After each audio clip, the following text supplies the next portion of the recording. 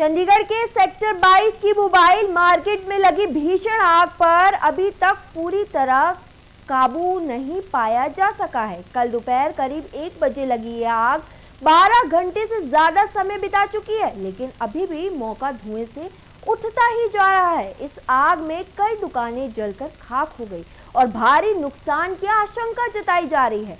जानकारी के मुताबिक आग शॉर्ट सर्किट के कारण एक दुकान में लगी थी, जो देखते ही देखते पूरे इलाके में फैल चुकी है।